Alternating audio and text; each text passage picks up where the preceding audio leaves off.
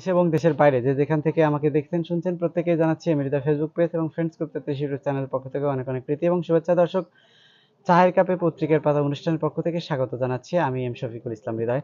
দর্শক, আজ বুধবার 28শে মে 2025, 24শে জ্যৈষ্ঠ 1432, 29শে জিলকাদ 1446 হিজরি সন, যথারীতি বুধবার।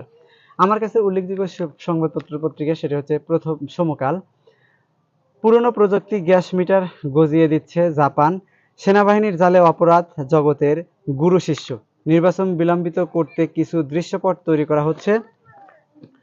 মৃত্যুদণ্ডের বেরি পেরোলেন জামায়াতের নেতা এটিএম আজহার।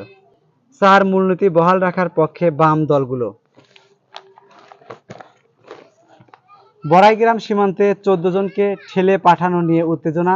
5 সীমান্ত দিয়ে ঠেলে দেওয়া হচ্ছে আরও 93 জনকে। ভারতীয় অংশে গুলি, সাউন্ড গ্রেনেডের বিস্ফোরণ, উচ্ছেদ ড্রোন।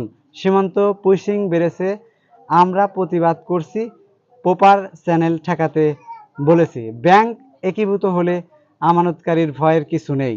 হালদা অপেক্ষা এখন ডিমোদ্ভব। প্রাথমিক শিক্ষকদের কর্মবিরতি, কোথাও কোথাও শোকজ।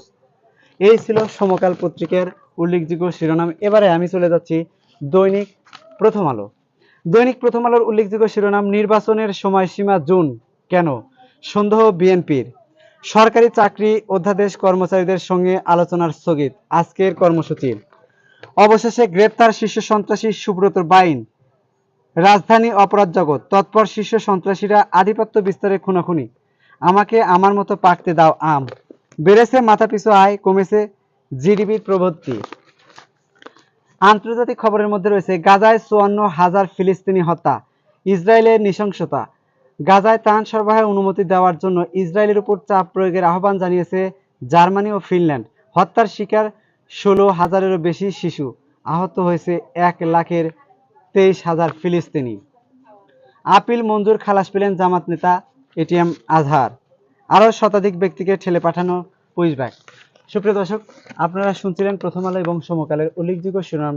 দর্শক, অনুষ্ঠানটি কেমন লাগে, যদি ভালো লেগে থাকে অবশ্যই আপনারা আপনাদের কমেন্ট বক্সে জানাবেন এবং বিস্তারিত শোনার যদি ইচ্ছা থেকে থাকে অবশ্যই আমাকে জানাবেন। আমি আপনাদের দৈনিক পত্রিকার পাতা নিয়ে হাজির হয়ে যাব এবং আপনাদের সেইগুলো শুনে আপনাদের সাথে শেয়ার করার চেষ্টা করবো। সুপ্রিয় দর্শক, এতক্ষণ আমার সাথে থাকবার জন্য ধন্যবাদ। সেই সাথে আগামী অনুষ্ঠান দেখবার আমন্ত্রণ জানিয়ে আজকের মতো আমি এখানে বিদায় নিচ্ছি। ভালো থাকুন, সুস্থ থাকুন, থাকুন এমি হৃদয় ফেসবুক পেজের সঙ্গে। আল্লাহ হাফেজ।